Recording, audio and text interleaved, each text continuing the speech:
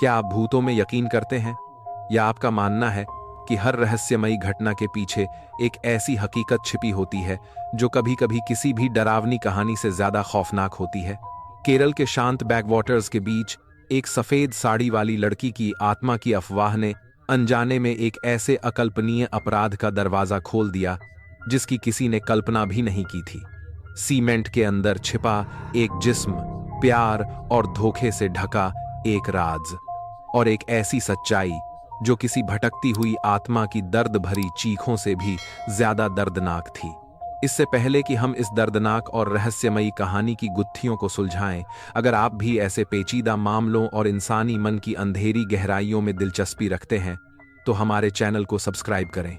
आपकी जिज्ञासा ही हमें और गहराई तक जाने की हिम्मत देती है। और अब चलिए मेरे साथ वापस केरल के उस गांव की एक मॉनसून की रात में। अक्टूबर का महीना था और केरल में मॉनसून अपने पूरे उफान पर था। अलाप्पुझा की नदियां और नहरें पानी से लबालब भरी हुई थीं और पानी किनारों को तोड़कर फलों के हरे भरे बागानों में घुस आया था। रात घिरते ही पूरा इलाका एक गहरे सन्नाटे में डूब जाता था, जिसे सिर्फ झींगरों की लगातार आवाज और पानी में मछलियों की छपाक ही तोड़ती थी। आज चांद पूरा था और उसकी चांदी जैसी रोशनी पानी की सतह पर एक जादुई चमक बिखेर रही थी। इसी शांत माहौल में एक छोटी सी लकड़ी की नाव, जिसे वल्लम कहते हैं, धीरे धीरे पानी को चीरती हुई आगे बढ़ रही थी।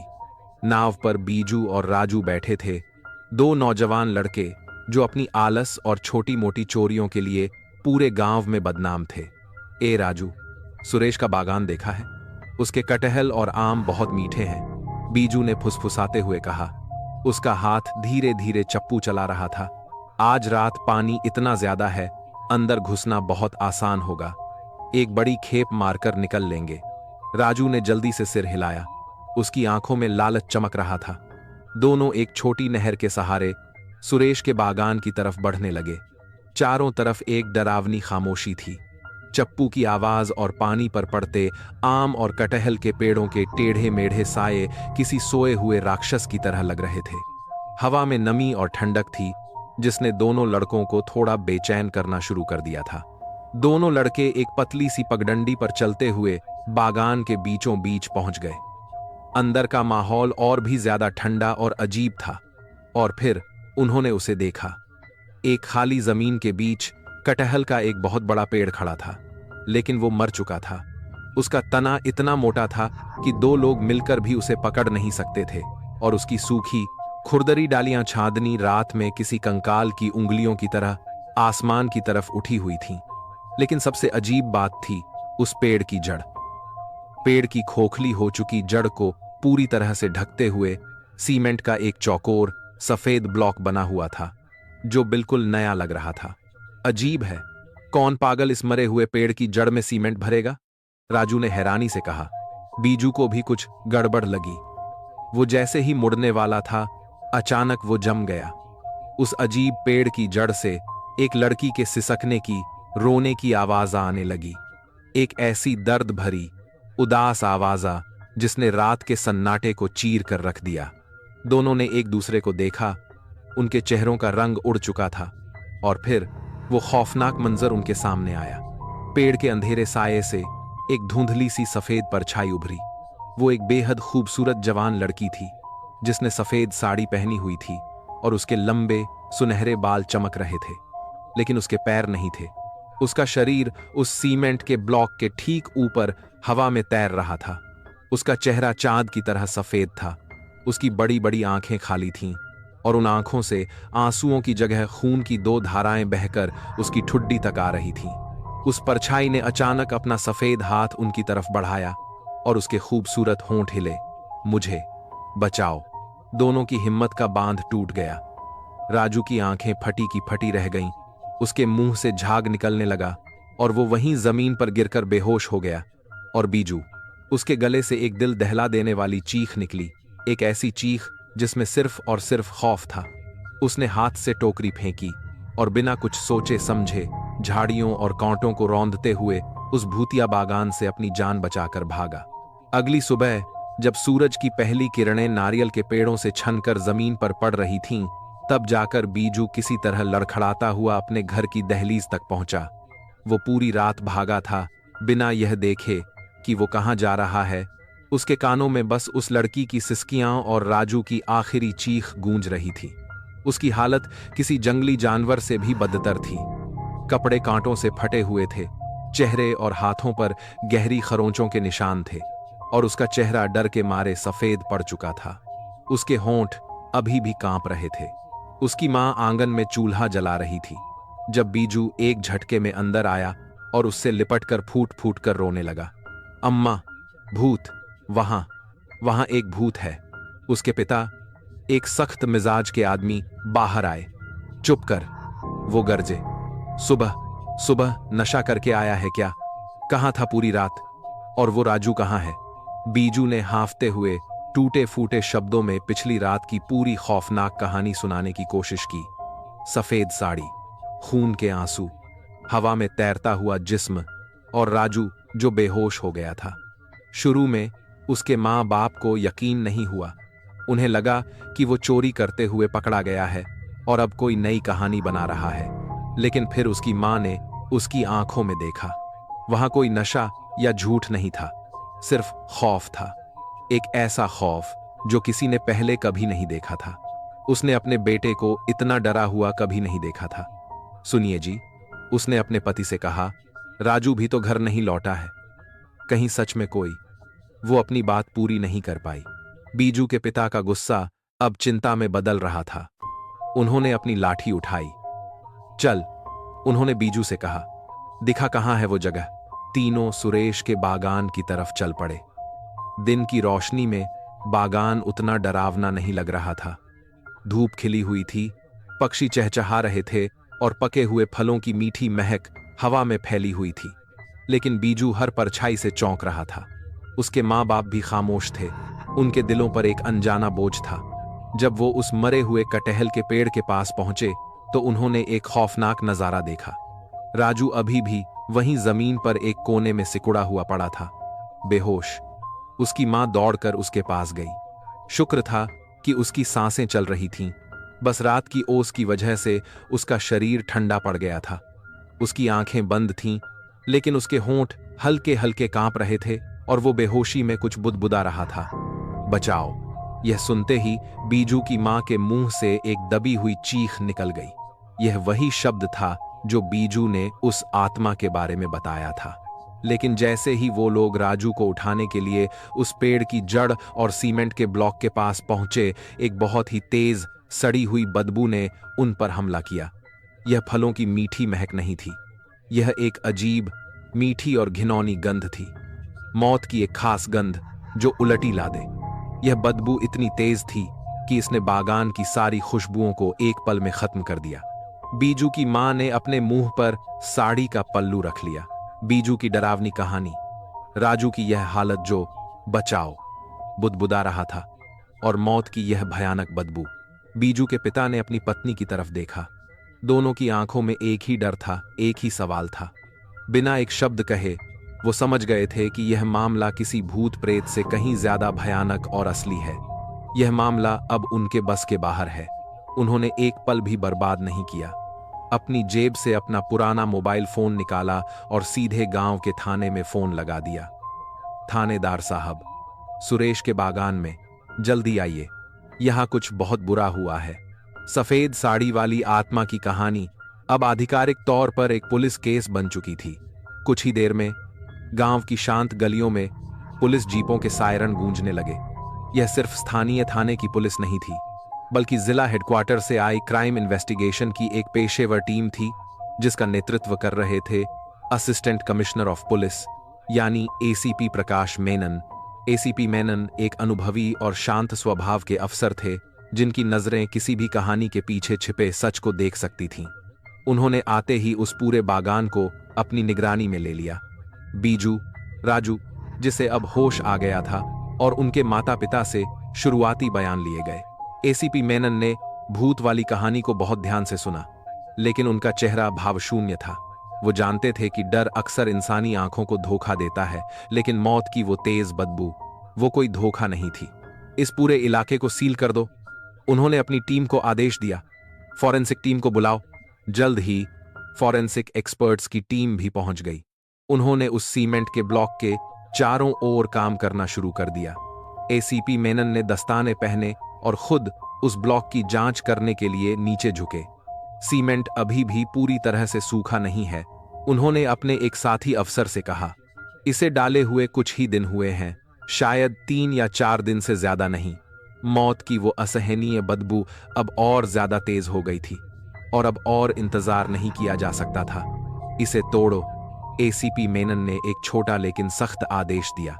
एक भारी हथौड़ा और छेनी लाई गई। एक हवलदार ने पूरी ताकत से पहला वार किया। थक की आवाज उस शांत बागान में गूंज उठी। जैसे जैसे सीमेंट के टुकड़े टूटकर गिरने लगे, वो बदबू और भी ज्यादा भयानक होती जा रही थी। वहां मौजूद हर शख्स ने अपने मुंह पर रूमाल रख लिया था। और फिर जब सीमेंट का आखिरी बड़ा टुकड़ा हटा तो वहां मौजूद हर किसी की सांसें एक पल के लिए थम गईं। सीमेंट और पेड़ की खोखली जड़ के अंदर एक इंसानी जिस्म बुरी तरह से सड़ रही हालत में मिला था। लाश को एक अजीब सिकुड़ी हुई पोजीशन में अंदर ठूंसा गया था, लेकिन उस लाश की सबसे पहली पहचान जो नजर आ रही थी वो थे उसके लंबे रंगे हुए सुनहरे बाल, जो अब मिट्टी और सीमेंट से सने हुए थे। मौके पर ही एक शुरुआती जांच की गई। फॉरेंसिक डॉक्टर ने बताया कि मौत का कारण दम घुटना लग रहा है और गले के पास गहरी चोट के निशान थे, जैसे किसी ने जोर से गला दबाया हो। पूरे बागान को अब पूरी तरह से बंद कर दिया गया था। बीजू और राजू की सफेद साड़ी वाली आत्मा की कहानी को अब एक भयानक असली चेहरा मिल चुका था। यह कोई भूत प्रेत का मामला नहीं था, यह एक बेरहमी से की गई हत्या का मामला था। और हत्यारे ने लाश को छिपाने के लिए एक ऐसा तरीका अपनाया था जिसकी किसी ने कल्पना भी नहीं की थी।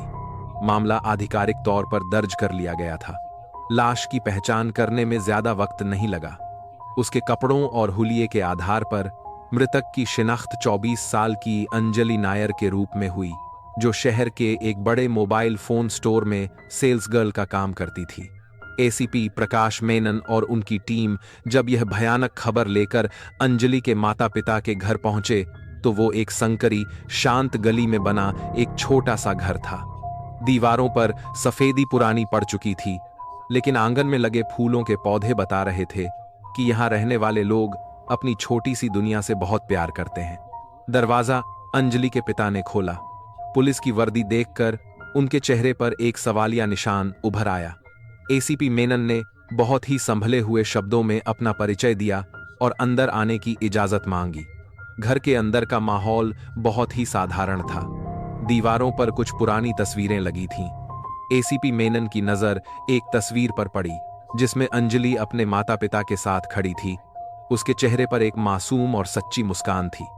जब उन्होंने अंजलि की मौत की खबर दी तो उस घर की खामोशी एक दर्दनाक सिसकी में बदल गई। अंजलि की मां खबर सुनते ही बेहोश हो गईं और उसके पिता, एक मजबूत कद काठी के इंसान, जमीन पर बैठकर किसी बच्चे की तरह रोने लगे। उनके आंसुओं और टूटे हुए शब्दों से अंजलि की एक बहुत ही मासूम और प्यारी तस्वीर सामने आई। वो एक आदर्श बेटी थी, आज्ञाकारी, मेहनती और हमेशा अपने परिवार की देखभाल करने वाली। वो हमारी पूरी दुनिया थी साहब, उसके पिता ने सिसकते हुए कहा। उनकी नजरें अपनी बेटी की तस्वीर पर टिकी थीं। पिछले महीने ही उसने पैसे भेजे थे छत की मरम्मत के लिए।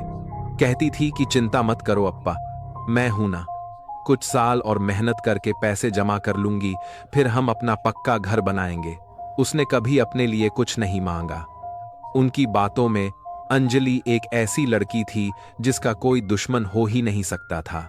लेकिन जब जांच टीम अंजलि के काम करने की जगह यानी शहर के उस चमचमाते मोबाइल स्टोर पर पहुंची तो कहानी की एक बिल्कुल अलग और ज्यादा उलझी हुई परत सामने आने लगी। स्टोर का माहौल अंजलि के घर से बिल्कुल अलग था। कांच के दरवाजे, तेज रोशनी और नए नए फोनों की चमक। एसीपी मेनन और समीर ने उसके सहकर्मियों से बात की। शुरू में तो सबने यही कहा कि अंजलि एक अच्छी लड़की थी, लेकिन जब एसीपी मेनन ने उसकी निजी जिंदगी के बारे में पूछना शुरू किया तो कुछ लोग हिचकिचाने लगे। सर, अंजलि अच्छी दोस्त थी, उसकी एक महिला सहकर्मी ने धीरे से कहा, लेकिन उसकी जिंदगी वैसी नहीं थी जैसी दिखती थी। एक दूसरे सहकर्मी ने आगे जोड़ा, सर, हम सबकी सैलरी 15,000 रुपये है, लेकिन अंजलि की जीवन शैली किसी अमीर लड़की जैसी थी। एक दिन वो 50,000 रुपये का पर्स लेकर आई थी। हम सब ने पूछा तो कहने लगी, बॉयफ्रेंड ने दिया है। समीर ने पूछा, कौन सा बॉयफ्रेंड, सुरेश? लड़की हंसी, एक उदास हंसी। नहीं सर, सुरेश तो उसका गांव वाला बॉयफ्रेंड था। बेचारा, उसे तो कुछ पता ही नहीं था। अंजलि ने हम सबसे कह रखा था कि सुरेश को इन सब चीजों के बारे में कुछ न बताया जाए। उसके असली बॉयफ्रेंड तो वो अमीर लोग थे जो उसे स्टोर के बाहर अपनी महंगी शानदार गाड़ियों में लेने आते थे, कभी BMW, कभी ऑडी। वो कहती थी कि वो उसके बिजनेस क्लाइंट्स हैं। एक और ने बताया, उसके पास 2 फोन थे सर, एक सस्ता वाला जिस पर वो अपने घर और सुरेश से बात करती थी, और दूसरा एक आईफोन जो हमेशा पासवर्ड से लॉक रहता था। उसकी असली दुनिया उसी फोन में थी। अब ACP मेनन के सामने अंजलि की 2 बिल्कुल अलग अलग तस्वीरें थीं। माता पिता की नजरों में एक आज्ञाकारी बेटी जो घर की मरम्मत के लिए पैसे जोड़ रही थी, और दोस्तों की नजरों में एक महत्वाकांक्षी लड़की जो दोहरी जिंदगी जी रही थी, जिसके कई गुप्त और अमीर रिश्ते थे। स्टोर से बाहर निकलते हुए समीर ने कहा, सर, मामला साफ लग रहा है। लड़की उन अमीर आदमियों के साथ एक खतरनाक खेल खेल रही थी। ACP मेनन ने एक गहरी सांस ली और अपनी गाड़ी की तरफ बढ़े। नहीं समीर, उन्होंने कहा, मामला इतना साफ नहीं है। हमारे पास 2 अंजलि हैं। एक वो जो अपने पिता के लिए छत बनवाना चाहती है, और दूसरी वो जो 50,000 का पर्स इस्तेमाल करती है। ये दोनों पूरी सच्चाई नहीं हो सकती। वो गाड़ी में बैठ गए और ड्राइवर को चलने का इशारा किया। इस केस में सच एक नहीं, कई हैं। हमें बस यह पता लगाना है कि कौन सा सच कातिल तक ले जाता है। अंजलि की मौत का राज उसके दोहरे जीवन में ही कहीं छिपा था। अंजलि की दोहरी जिंदगी का सच सामने आने के बाद जांच की दिशा पूरी तरह से बदल गई। ACP प्रकाश मेनन ने अपनी टीम को 2 हिस्सों में बांटा। एक टीम को सुरेश और उसके परिवार पर नजर रखने के लिए कहा गया, जबकि दूसरी ओर सबसे अनुभवी टीम का पूरा ध्यान अब अंजलि के उस रहस्यमयी दूसरे आईफोन पर था। फॉरेंसिक लैब में टेक्निकल एक्सपर्ट्स ने कुछ ही घंटों में उस फोन का पासवर्ड तोड़ दिया, और जैसे ही वो फोन खुला, अंजलि की एक बिल्कुल नई और चौंकाने वाली दुनिया सामने आ गई। उस फोन में सुरेश या उसके माता पिता का एक भी नंबर नहीं था। उसकी कॉन्टैक्ट लिस्ट शहर के बड़े बड़े बिजनेसमैन और अमीर लोगों के नंबरों से भरी हुई थी। व्हाट्सएप और टेक्स्ट मैसेज की जांच से पता चला कि अंजलि के कई अमीर पुरुषों के साथ रिश्ते थे जिनसे वो महंगे तोहफे और पैसे लेती थी। लेकिन उन सब में एक नाम बार बार आ रहा था, एक ऐसा नाम जिसके साथ उसकी सबसे ज्यादा बातचीत थी, देवराज। देवराज कोच्चि शहर का एक बहुत बड़ा और जाना माना कंस्ट्रक्शन टाइकून था। वो शादीशुदा था, उसके 2 बच्चे थे, और समाज में उसकी छवि एक सम्मानित पारिवारिक व्यक्ति की थी। उसके पास पैसा था, ताकत थी, और सबसे बढ़कर खोने के लिए बहुत कुछ था। फोन में मिली चैट्स से एक खतरनाक कहानी सामने आ रही थी। शुरू में देवराज और अंजलि के मैसेज प्यार भरे होते थे, जिसमें महंगे तोहफों और शानदार छुट्टियों का जिक्र था। लेकिन पिछले कुछ महीनों से बातचीत का लहजा बदल गया था। अंजलि ज्यादा पैसों की मांग करने लगी थी। वो देवराज पर एक नया घर खरीदने के लिए दबाव बना रही थी। और फिर आखिरी के कुछ हफ्तों के मैसेज, वो सीधे सीधे धमकी भरे थे। अंजलि ने लिखा था, अगर तुमने मुझे वो घर नहीं दिलाया तो मैं तुम्हारी पत्नी को हमारे बारे में सब कुछ बता दूंगी। अब ACP मेनन की टीम के सामने हत्या का एक बहुत ही साफ और सीधा मकसद था। अंजलि नायर अब सिर्फ एक प्रेमिका नहीं रह गई थी, वो एक ब्लैकमेलर बन चुकी थी। वो देवराज की इज्जत, उसके परिवार और उसके कारोबार को बर्बाद करने की धमकी दे रही थी। और ऐसे ताकतवर लोग जब कोने में धकेल दिए जाते हैं तो वो अपनी साख बचाने के लिए किसी भी हद तक जा सकते हैं। ACP मेनन को यकीन हो गया था कि उन्होंने कातिल को ढूंढ लिया है। यह एक क्लासिक मामला था। एक अमीर, ताकतवर आदमी अपनी नाजायज प्रेमिका से छुटकारा पाने के लिए उसकी हत्या कर देता है। हत्या का तरीका भी किसी शातिर दिमाग की तरफ इशारा कर रहा था, लाश को सीमेंट में दफना देना ताकि वो कभी न मिले। यह किसी आम किसान जैसे सुरेश का काम नहीं हो सकता था। अब जांच का पूरा ध्यान देवराज पर केंद्रित हो गया। वो इस केस का नंबर 1 संदिग्ध था, लेकिन वो सबसे मुश्किल संदिग्ध भी था। एसीपी मेनन जानते थे कि देवराज जैसे आदमी से पूछताछ करना आसान नहीं होगा। उसके पास शहर के सबसे अच्छे वकील होंगे और वो हर सवाल का जवाब बहुत सोच समझ कर देगा। कोच्चि में देवराज के आलीशान दफ्तर में समन भेजा गया। अब यह सिर्फ एक हत्या की जांच नहीं थी, यह एक ताकतवर और चालाक दिमाग के साथ एक तनावपूर्ण दिमागी जंग बनने वाली थी। एक ऐसी जंग जिसमें एक गलती भी पूरे केस को बर्बाद कर सकती थी। देवराज से पूछताछ ठीक वैसी ही हुई जैसी एसीपी प्रकाश मेनन ने उम्मीद की थी। तनावपूर्ण, नपीतुली और बिना किसी नतीजे के। वो अपने महंगे सूट और आत्मविश्वास के साथ पूछताछ के कमरे में ऐसे बैठा था जैसे वो पुलिस की मदद करने आया हो, न कि एक संदिग्ध के तौर पर। उसके साथ शहर का एक नामी वकील भी था, जो हर सवाल को अपने मुवक्किल तक पहुंचने से पहले ही काट रहा था। एसीपी मेनन ने सीधे मुद्दे की बात की। उन्होंने देवराज और अंजलि के बीच हुए धमकी भरे मैसेज का प्रिंट आउट मेज पर रख दिया। मिस्टर देवराज, क्या आप इन मैसेज के बारे में कुछ कहना चाहेंगे? देवराज ने उन पर एक नजर डाली और शांत से जवाब दिया, हाँ, मैं अंजलि को जानता था। वो एक अच्छी लड़की थी, लेकिन थोड़ी महत्वाकांक्षी थी। मैं उसकी आर्थिक रूप से मदद करता था। ये मैसेज, ये बस पैसों को लेकर हुई एक छोटी मोटी बहस थी और कुछ नहीं। उसका वकील तुरंत बोला, मेरे मुवक्किल का मानना है कि इन मैसेज को गलत समझा जा रहा है। यह किसी भी तरह से हत्या के मकसद को साबित नहीं करता। एसीपी मेनन जानते थे कि इस रास्ते से कोई फायदा नहीं होगा। उन्होंने अपनी रणनीति बदली। ठीक है, उन्होंने कहा, जिस रात अंजलि की हत्या हुई, उस रात आप कहां थे? इस सवाल के लिए देवराज और उसका वकील पूरी तरह से तैयार थे। देवराज ने एक कागज आगे बढ़ाते हुए कहा, उस रात मैं कोच्चि के ग्रैंड हयात होटल में था। मैं कुछ जरूरी बिजनेस पार्टनर्स के साथ डिनर पर था, जिसमें शहर के कुछ बड़े लोग भी शामिल थे। हम रात 8 बजे से लेकर देर रात 1 बजे तक साथ थे। आप चाहें तो उन सबसे पूछ सकते हैं। यह एक पत्थर की तरह ठोस बहाना था। उसके द्वारा बताए गए सभी लोग समाज में ऊंचा दर्जा रखते थे और उन पर दबाव बनाना या उनके बयान में कोई झोल ढूंढना लगभग नामुमकिन था। लेकिन एसीपी मेनन की टीम ने हार नहीं मानी। अगले कई दिनों तक उन्होंने देवराज के इस बहाने की हर परत को उधेड़ने की कोशिश की। उन्होंने उन सभी लोगों से अलग अलग पूछताछ की जो उस डिनर में मौजूद थे। सबके बयान एक दूसरे से पूरी तरह मेल खाते थे। एक एक मिनट का हिसाब बराबर था। उन्होंने होटल की सीसीटीवी फुटेज की जांच की। फुटेज में देवराज अपने पार्टनर्स के साथ होटल में दाखिल होता और बाहर निकलता हुआ साफ दिख रहा था। उन्होंने उसके फोन के टावर लोकेशन और उसकी गाड़ी के जीपीएस रिकॉर्ड की भी जांच की। उस रात उसका हर एक डिजिटल निशान उसे कोच्चि शहर में ही दिखा रहा था, अपराध स्थल से मीलों दूर। सब कुछ जरूरत से ज्यादा साफ था।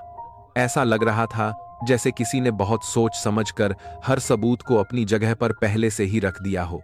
देवराज ने अपनी ताकत और प्लानिंग से अपने चारों ओर एक ऐसी खामोशी की दीवार खड़ी कर दी थी जिसे भेद पाना नामुमकिन लग रहा था। कई दिनों की कड़ी मेहनत के बाद एसीपी मेनन को यह मानना पड़ा कि देवराज के खिलाफ जांच एक बंद गली में पहुंच चुकी है। उनके मन में अभी भी गहरा शक था। उन्हें यकीन था कि देवराज इस मामले में शामिल है। शायद उसने खुद हत्या न की हो, लेकिन हत्या की साजिश जरूर रची होगी। पर शक और सबूत में बहुत बड़ा फर्क होता है, और बिना सबूत के वो देवराज जैसे ताकतवर आदमी को ज्यादा देर तक रोककर नहीं रख सकते थे।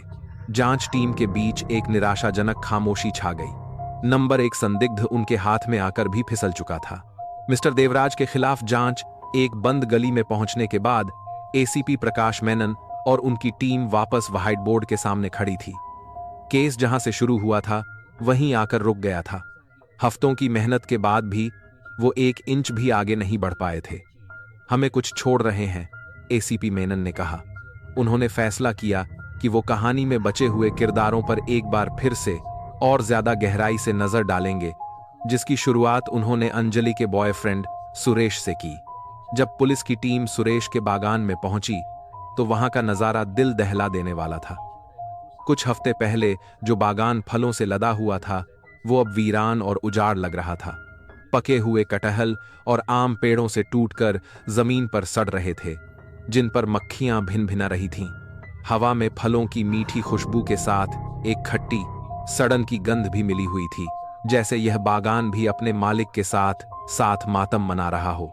सुरेश घर के बाहर एक टूटी हुई कुर्सी पर चुपचाप बैठा था। उसकी आंखें शून्य में देख रही थीं। उसका वजन बहुत घट गया था और दाढ़ी बढ़ गई थी। अंजलि की मौत ने जैसे उससे उसकी आत्मा ही छीन ली हो। वो पूरी तरह से टूट चुका था। पुलिस को देखकर उसने कोई प्रतिक्रिया नहीं दी, जैसे उसे दुनिया में क्या हो रहा है इससे कोई फर्क ही नहीं पड़ता हो। जब एसीपी मेनन ने उससे बात करना शुरू किया तो वो पूरी तरह से सहयोग कर रहा था। घर के अंदर भी वैसी ही उदासी और बिखराव था।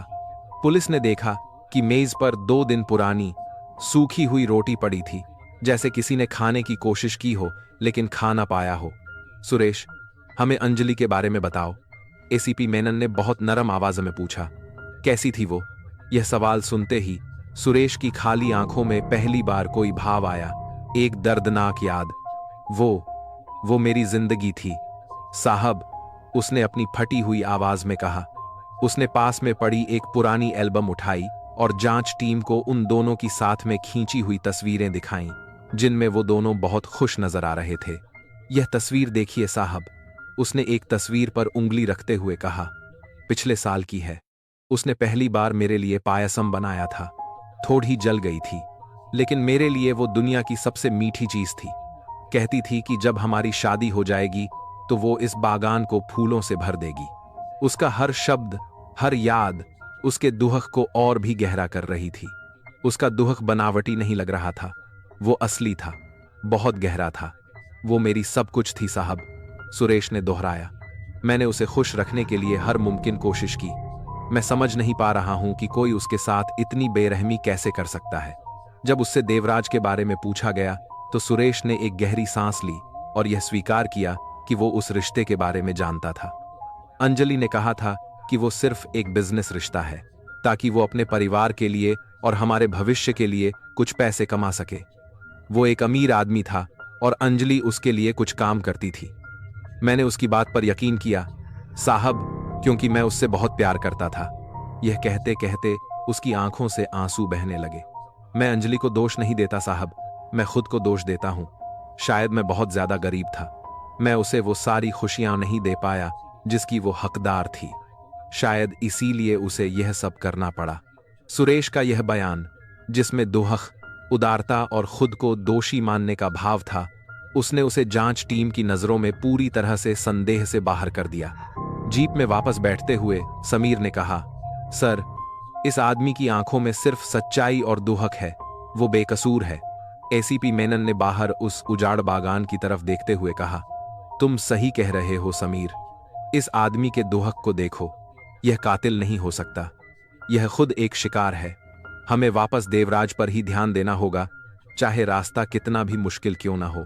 इसके साथ ही सुरेश आधिकारिक तौर पर उनकी संदेह सूची से बाहर हो चुका था और जांच एक बार फिर उसी बंद गली में पहुंच गई थी जहां से उन्होंने शुरुआत की थी। जांच एक बार फिर पूरी तरह से एक बंद गली में पहुंच चुकी थी। नंबर 1 संदिग्ध के पास एक अटूट बहाना था और दूसरा व्यक्ति, जो पीड़िता के सबसे करीब था, खुद एक टूटा हुआ इंसान लग रहा था। एसीपी प्रकाश मेनन हताश थे, लेकिन उन्होंने अभी तक हार नहीं मानी थी। उन्होंने फैसला किया कि वो इस मामले से जुड़े हर एक व्यक्ति से एक आखिरी बार बात करेंगे, इस उम्मीद में कि शायद कोई छोटी सी मामूली सी बात छूट गई हो। इसी सिलसिले में वो सुरेश के बड़े भाई राजन से बात करने पहुंचे। शुरू में राजन भी वही कहानी दोहराता रहा जो सुरेश ने बताई थी। वो अपने भाई के दोहक, उसके टूटे हुए दिल और अंजलि के लिए उसके गहरे प्यार के बारे में बताता रहा। उसकी कहानी में कोई भी नई बात नहीं थी। बातचीत लगभग खत्म हो चुकी थी, लेकिन इससे पहले कि एसीपी मेनन वहां से निकलते, उन्होंने अपने अनुभव का इस्तेमाल करते हुए एक आखिरी सवाल पूछा। एक ऐसा सवाल जिसका हत्या से सीधे तौर पर कोई लेना देना नहीं था। राजन, उन्होंने कहा, मैं उस रात की बात नहीं कर रहा हूं जब अंजलि गायब हुई। मैं उससे पहले के हफ्तों की बात कर रहा हूं। क्या तुम्हें सुरेश के बर्ताव में कोई अजीब बदलाव नजर आया था? कोई भी छोटी सी बात जो तुम्हें उस वक्त अजीब लगी हो? यह अप्रत्याशित सवाल सुनकर राजन अचानक चुप हो गया। उसने अपनी आंखें बंद कीं, जैसे कोई भूली हुई याद ताजा करने की कोशिश कर रहा हो। हाँ साहब, उसने धीरे से कहा। उसकी आवाज में एक हैरानी थी। अब याद आया, अंजलि के गायब होने से लगभग 1 हफ्ता पहले सुरेश जिला अस्पताल गया था। अस्पताल? एसीपी मेनन ने तुरंत पूछा। उन्होंने अपनी उत्सुकता को छिपाने की पूरी कोशिश की। जी, राजन ने आगे बताया। उसने बताया था कि किसी दूर के चचेरे भाई को एक्सीडेंट के बाद खून की जरूरत है, इसलिए वो अपना ब्लड टेस्ट करवाने गया है। बात तो बहुत मामूली थी, लेकिन जब वो अस्पताल से लौटा तो वो सुरेश था ही नहीं। वो एक दूसरा ही इंसान बन गया था।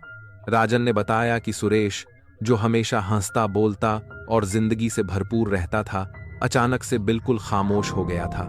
वो घंटों तक घर के बाहर चुपचाप बैठा रहता, शून्य में घूरता रहता और गहरी सांसें लेता रहता। मैंने उससे पूछा कि क्या हुआ, लेकिन उसने कुछ नहीं बताया। राजन ने चिंतित आवाज में कहा, बस कहता था कि सब ठीक है, लेकिन मैं जानता था कि कुछ भी ठीक नहीं था। उसकी आंखों में मैंने कुछ बहुत अजीब देखा था साहब। दुहक भी था, गुस्सा भी था और कुछ ऐसा था जिसे देखकर डर लगता था, जैसे उसने कोई बहुत भयानक सच देख लिया हो। राजन के ये शब्द एसीपी मेनन के दिमाग में किसी धमाके की तरह गूंजे। एक ब्लड टेस्ट और उसके बाद एक इंसान का पूरी तरह से बदल जाना, और यह सब हत्या से ठीक कुछ दिन पहले हुआ। यह कोई इत्तेफाक नहीं हो सकता था। एसीपी मेनन समझ गए थे कि उन्हें वो धागा मिल गया है जिसकी उन्हें तलाश थी। वो ब्लड टेस्ट की रिपोर्ट, उसी में इस केस का सबसे बड़ा राज छिपा था।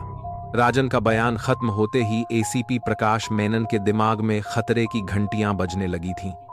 उन्होंने तुरंत अपने ऑफिस में सब इंस्पेक्टर समीर को बुलाया। व्हाइट बोर्ड पर लगी सुरेश की तस्वीर को घूरते हुए उन्होंने कहा, समीर, यह कोई मामूली ब्लड टेस्ट नहीं है, यह हमारे केस का टर्निंग पॉइंट हो सकता है। सुरेश के बर्ताव में आया वो भयानक बदलाव और यह अस्पताल का दौरा, यह दोनों बातें 100% जुड़ी हुई हैं। उन्होंने मेज पर हाथ पटकते हुए कहा, मुझे वो रिपोर्ट चाहिए अभी। एक टीम लेकर जिला अस्पताल जाओ और वो रिपोर्ट हासिल करो। और याद रहे, इस ऑपरेशन के बारे में किसी को कानों कान खबर नहीं होनी चाहिए, खासकर सुरेश के परिवार को। समय बहुत कीमती था। एसीपी मेनन को डर था कि अगर सुरेश को पता चल गया कि पुलिस उसके इतने करीब पहुंच चुकी है तो वो भाग सकता है या कोई गलत कदम उठा सकता है। सब इंस्पेक्टर समीर अपनी टीम के साथ तुरंत अस्पताल के लिए रवाना हो गया। जिला अस्पताल का रिकॉर्ड रूम पुराना और धूल भरी फाइलों के ढेर से भरा हुआ था। समीर ने अस्पताल के डीन को केस की गंभीरता के बारे में बताया और तुरंत रिकॉर्ड्स की जांच करने की इजाजत मांगी। अस्पताल का एक क्लर्क फाइलों के उस ढेर को देखते हुए बोला, बाप रे, 3 साल पुराना रिकॉर्ड ढूंढना मतलब भूसे के ढेर में सुई ढूंढना है साहब, इसमें तो घंटों लग जाएंगे। समीर ने अपनी आवाज को सख्त करते हुए कहा, हमारे पास घंटे नहीं, सिर्फ कुछ मिनट हैं। यह एक हत्या के मामले की जांच है, आपकी मदद की जरूरत है, वरना हमें कानूनी तरीका अपनाना पड़ेगा। पुलिस का दबाव काम कर गया।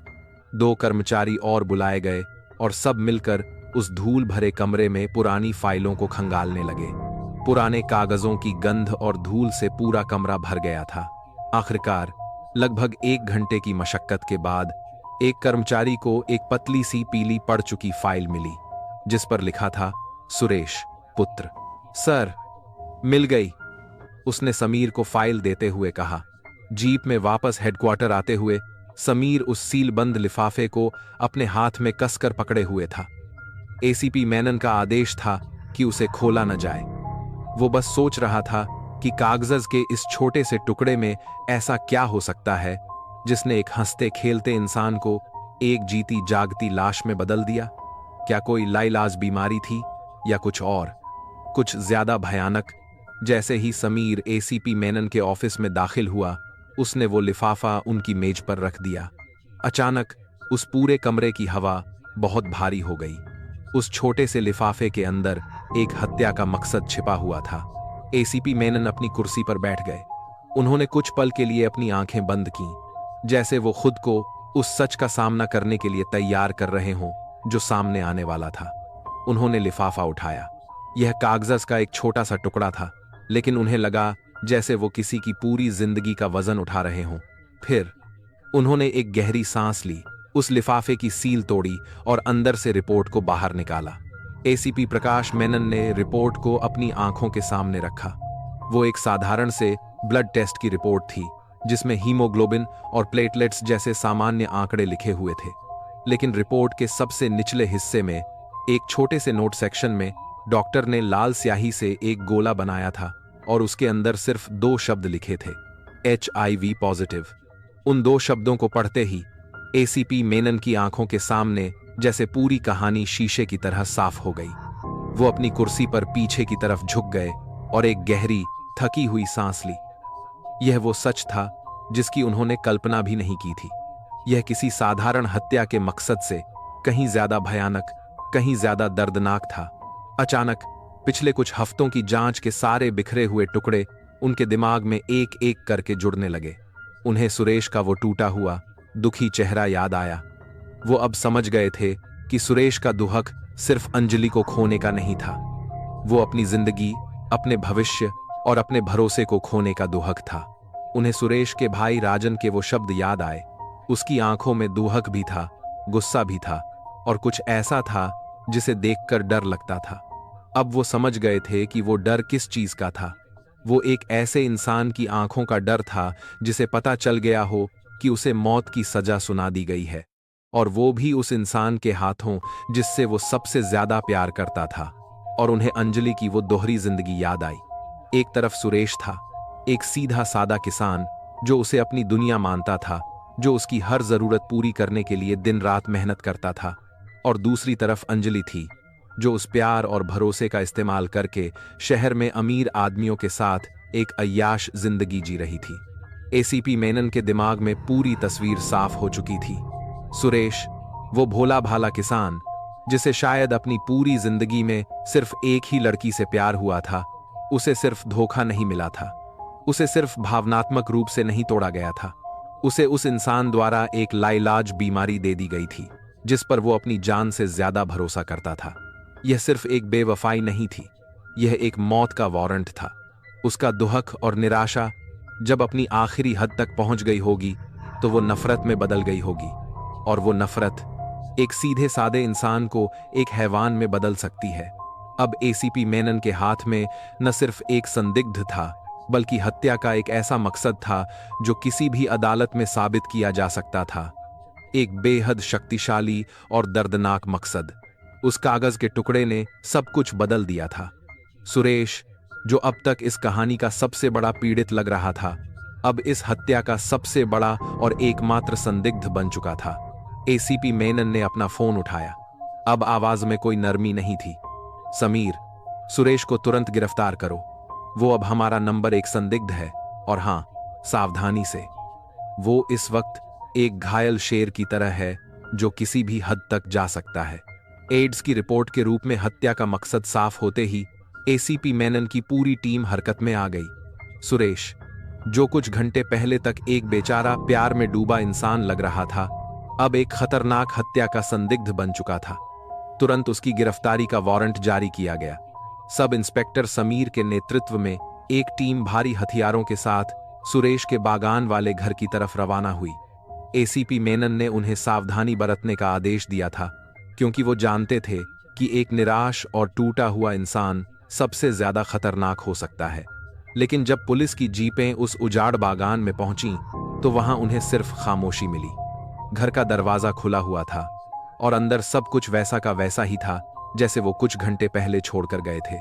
मेज पर वो 2 दिन पुरानी सूखी रोटी अभी भी पड़ी हुई थी। सुरेश वहां नहीं था, वो भाग चुका था। यह खबर मिलते ही पूरे पुलिस डिपार्टमेंट में हलचल मच गई। एसीपी मेनन ने तुरंत एक बड़े पैमाने पर तलाशी अभियान शुरू करने का आदेश दिया। सुरेश की तस्वीर इलाके के हर पुलिस स्टेशन, हर बस अड्डे, रेलवे स्टेशन और नाव घाट पर भेज दी गई। शहर से बाहर जाने वाले हर रास्ते पर नाकेबंदी कर दी गई। इसी बीच एक टीम को सुरेश के भाई राजन के पास भेजा गया। उन्हें राजन को उस भयानक सच के बारे में बताना था। जब राजन को HIV रिपोर्ट और हत्या के शक के बारे में पता चला तो वो सन्न रह गया। नहीं, नहीं, यह सच नहीं हो सकता, वो चिल्लाया। मेरा भाई, मेरा सुरेश ऐसा कभी नहीं कर सकता। लेकिन जब पुलिस ने उसे वो ब्लड टेस्ट की रिपोर्ट दिखाई तो उसके पास कहने के लिए कुछ नहीं बचा। उसके भाई का अजीब बर्ताव, उसकी खामोशी, उसकी आंखों का वो डर, सब कुछ अब समझ में आने लगा था। जैसे जैसे समय बीत रहा था, ACP मेनन की चिंता बढ़ती जा रही थी। यह सिर्फ एक कातिल को पकड़ने की दौड़ नहीं थी, यह एक ऐसी जिंदगी को बचाने की भी दौड़ थी जो खुद खत्म होना चाहती थी। ACP मेनन का अनुभवी दिमाग जानता था कि सुरेश भागने की कोशिश नहीं कर रहा है। वो एक ऐसे इंसान की तरह बर्ताव कर रहा था जिसके पास अब जीने के लिए कोई वजह नहीं बची थी। वो किसी अंत की तलाश में था। आप जीने के खतरे का हद कर रहा है। पूरा दिन बीत गया, लेकिन सुरेश का कोई सुराग नहीं मिला। रात होने वाली थी, तभी कंट्रोल रूम में एक फोन आया। फोन अलाप पूझा के एक पुराने सुनसान नाव घाट के एक मल्लाह का था। उसने बताया कि एक आदमी, जिसका हुलिया पुलिस द्वारा जारी की गई तस्वीर से मिलता है, सुबह से ही नदी के किनारे एक टूटी हुई चट्टान पर चुपचाप खड़ा है। वो बस उफनती हुई नदी के गंदे पानी को देखे जा रहा है। ACP मेनन समझ गए। वो अपनी टीम के साथ तुरंत उस जगह के लिए रवाना हो गए। जब वो वहां पहुंचे तो नजारा दिल दहला देने वाला था। मानसून की वजह से नदी पूरे उफान पर थी। मटमैला पानी भंवर बनाता हुआ बह रहा था और उस नदी के किनारे एक अकेली चट्टान पर सुरेश खड़ा था। हवा से उसके बाल उड़ रहे थे और वो बिना हिले डुले बस उस पानी को घूर रहा था। ऐसा लग रहा था जैसे वो कोई इंसान नहीं बल्कि एक पत्थर की मूरत हो। शायद वो उस ठंडे पानी में अपने गुनाहों, अपने धोखे और अपने दर्द को धो डालना चाहता था। जैसे ही उसने पुलिस को देखा, वो डरा नहीं। उसके चेहरे पर एक कड़वी, दर्द भरी मुस्कान आई। सुरेश, रुक जाओ, ACP मेनन चिल्लाए। बात अभी खत्म नहीं हुई है। लेकिन सुरेश सुनने के लिए वहां नहीं था। उसने एक आखिरी बार आसमान की तरफ देखा और फिर उसने खुद को उस उफनती हुई नदी में झोंक दिया। सब कुछ इतनी तेजी से हुआ कि कोई कुछ समझ ही नहीं पाया। लेकिन ACP मेनन ने इस स्थिति का अंदाजा पहले से ही लगा लिया था। पास में ही छिपी हुई एक पुलिस रेस्क्यू बोट तुरंत हरकत में आई। 2 गोताखोर पुलिस वालों ने उफनते पानी में छलांग लगा दी। उन्होंने उस तेज बहाव से लड़ते हुए सुरेश के बेजान शरीर को पकड़ लिया, जो खुद को बचाने की कोई कोशिश नहीं कर रहा था। कुछ ही मिनटों की जद्दोजहद के बाद उन्होंने सुरेश को बाहर निकाल लिया। वो बेहोश था, लेकिन उसकी सांसें चल रही थीं। उसकी भागने की कोशिश खत्म हो चुकी थी। अस्पताल के उस सफेद, शांत कमरे में दवाओं की एक अजीब सी गंध फैली हुई थी। सुरेश ने जब अपनी भारी आंखें खोलीं तो सबसे पहले उसे सफेद छत दिखाई दी। उसके हाथ में एक ड्रिप लगी हुई थी और दरवाजे पर 2 पुलिस वाले खड़े थे। वो मरा नहीं था, वो बच गया था, या शायद उसकी सजा अभी बाकी थी। कमरे में एक कुर्सी पर ACP प्रकाश मेनन चुपचाप बैठे उसे देख रहे थे। सुरेश ने उन्हें देखकर कोई हैरानी नहीं दिखाई। उसने बस अपनी आंखें बंद कर लीं, जैसे वो इस हकीकत का सामना नहीं करना चाहता हो। ACP मेनन उसके पास आए। उन्होंने कोई सवाल नहीं पूछा, कोई दबाव नहीं डाला। वो बस वहां खड़े रहे। कुछ देर की खामोशी के बाद सुरेश ने खुद ही बोलना शुरू किया। उसकी आवाज बहुत धीमी, टूटी हुई और दर्द भरी थी, जैसे वो अपनी जिंदगी की सबसे दर्दनाक कहानी सुना रहा हो। मैं अंजलि से बहुत प्यार करता था साहब, उसने कहना शुरू किया। बहुत ज्यादा। जब वो शहर में काम करने गई तो मैं बहुत खुश हुआ था। मुझे लगा कि वो अपने सपने पूरे कर रही है। मैं यहाँ बागान में दिन रात मेहनत करता था ताकि कुछ पैसे जमा कर सकूं और हम शादी करके अपना एक छोटा सा घर बना सकें। वो जब भी गांव आती थी तो मेरे लिए जिंदगी में बाहर आ जाती थी। उसका हंसना, उसका बोलना, मेरे लिए सब कुछ वही थी। उसने एक गहरी सांस ली। वो महंगे तोहफे मांगती थी, अच्छे कपड़े पहनना चाहती थी। मैं अपनी हर जरूरत को मारकर उसकी ख्वाहिशें पूरी करता था। मुझे लगता था कि मैं उसे दुनिया की हर खुशी दूंगा। मैं अंधा था साहब, प्यार में पूरी तरह अंधा। फिर वो अस्पताल वाला दिन आया। उसकी आवाज कांपने लगी। मेरा एक चचेरा भाई बीमार था।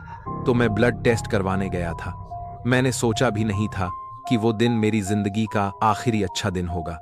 जब डॉक्टर ने मुझे अपने कमरे में बुलाया तो उसके चेहरे पर एक अजीब सी गंभीरता थी। उसने मुझसे कुछ सवाल पूछे और फिर उसने मुझे वो रिपोर्ट दी। सुरेश की आंखों से आंसू बहने लगे। HIV positive. साहब, मेरे कानों में वो शब्द किसी बम की तरह फटे थे। मेरा दिमाग सुन्न हो गया था। मैंने डॉक्टर से कहा कि यह नामुमकिन है। मेरी पूरी जिंदगी में मैंने अंजलि के सिवा किसी और औरत को छुआ तक नहीं है। तो फिर यह कहां से आया? उस रात मैं बागान में उसका इंतजार कर रहा था, उसी मरे हुए कटहल के पेड़ के नीचे जहां हम अक्सर बैठकर भविष्य के सपने देखते थे। जब वो आई तो मैं उसके पैरों में गिर गया। मैंने उसे वो रिपोर्ट दिखाई। मैं गुस्सा नहीं था साहब, मैं बस टूटा हुआ था। मैं बस एक जवाब चाहता था। सुरेश ने अपनी आंखें पोंछीं। उसने रिपोर्ट देखी और वो हंसने लगी। साहब, वो हंस रही थी। उसने मुझसे कहा, तुम्हें क्या लगा कि मैं तुम्हारी तरह इस कीचड़ में अपनी पूरी जिंदगी सड़ा दूंगी? मैं एक रानी की तरह जीना चाहती थी सुरेश, और उसके लिए कीमत चुकानी पड़ती है, कभी कभी जिस्म की भी। उसने मेरा मजाक उड़ाया। उसने कहा कि मैं एक गंवार बेवकूफ किसान हूं जिसे दुनिया की कोई समझ नहीं है। उसने कहा कि देवराज जैसे अमीर लोग ही उसके लायक हैं और मैं तो बस उसका एक खिलौना था। साहब, वो बीमारी मुझे नहीं मार रही थी। उसके वो शब्द, उसकी वो हंसी मुझे मार रही थी। मेरे अंदर कुछ टूट गया। मेरा दिमाग काम करना बंद कर दिया था। मुझे बस एक ही चीज सुनाई दे रही थी, उसकी हंसी। मैं बस उस हंसी को चुप कराना चाहता था। उसने अपनी कांपती हुई नजरें ACP मेनन पर डालीं। मैंने उसका गला पकड़ा, सिर्फ उसे चुप कराने के लिए। मुझे याद नहीं कि मैंने कितनी जोर से दबाया।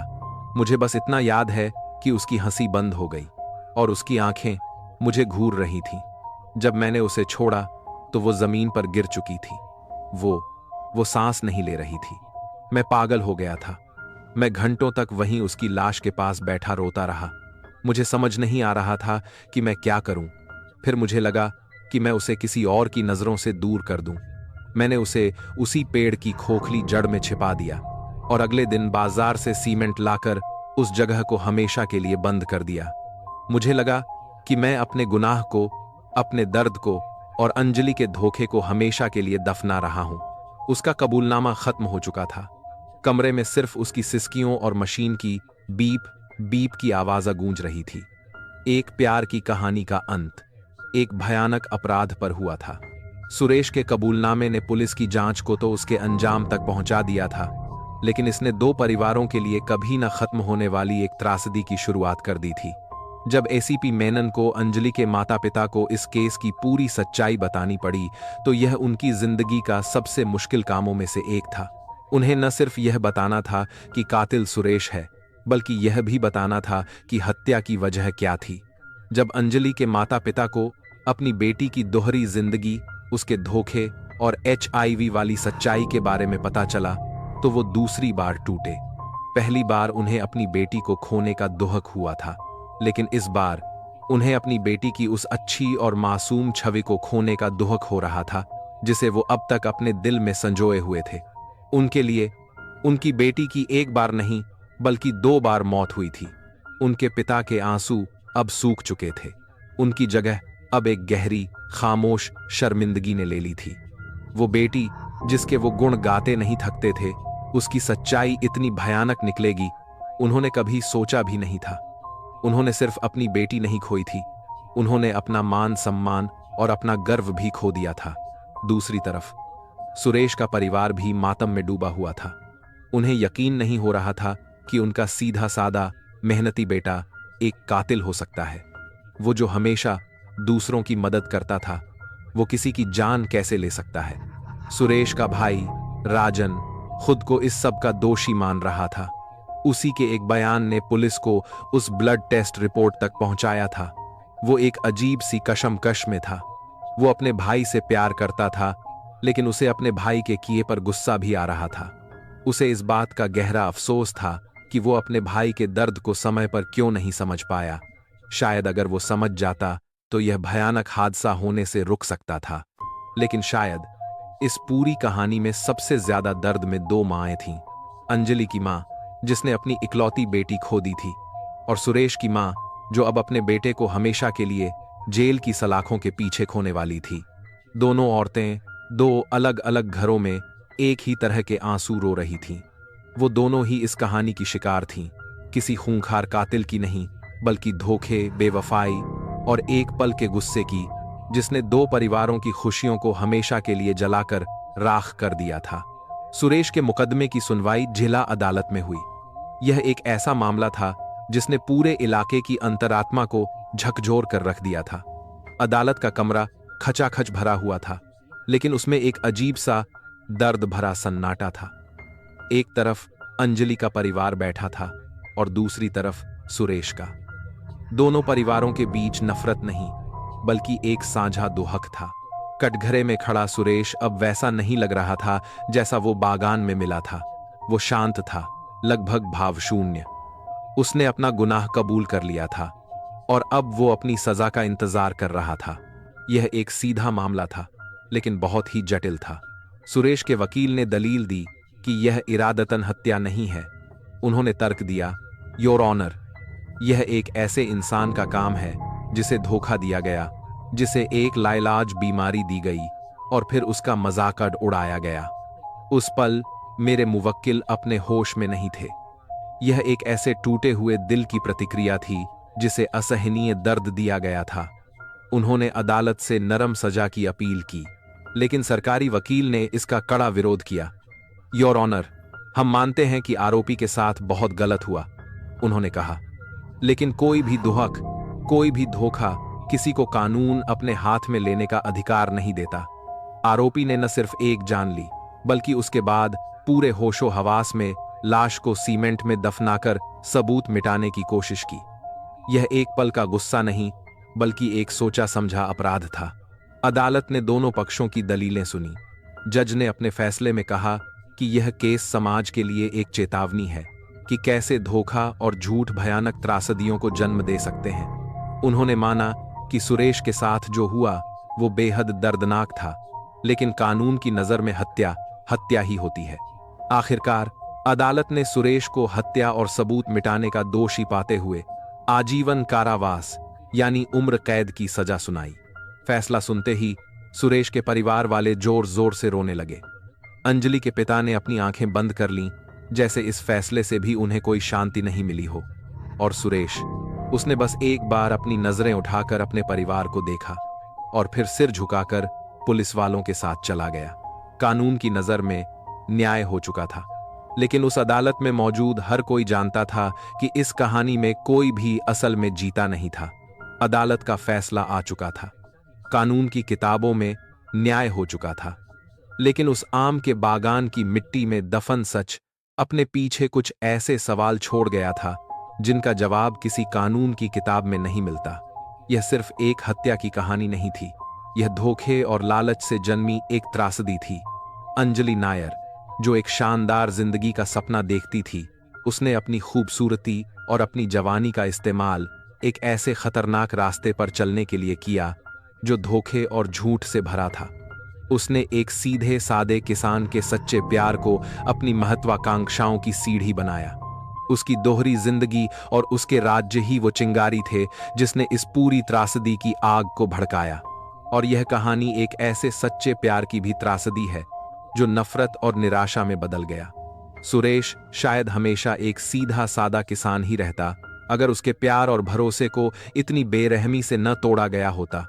बीमारी का सदमा और आखिरी पलों में हुए अपमान ने एक दुखी इंसान को एक पल के लिए हैवान बना दिया, और उस एक पल की गलती की कीमत उसे अपनी पूरी जिंदगी चुका कर देनी थी।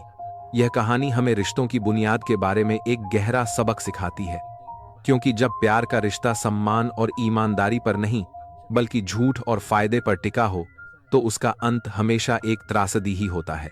कहानी खत्म हो चुकी है। आप इस धोखे और बेवफाई से जन्मी त्रासदी के बारे में क्या सोचते हैं? बर्दाश्त की आखिरी हद क्या होती है?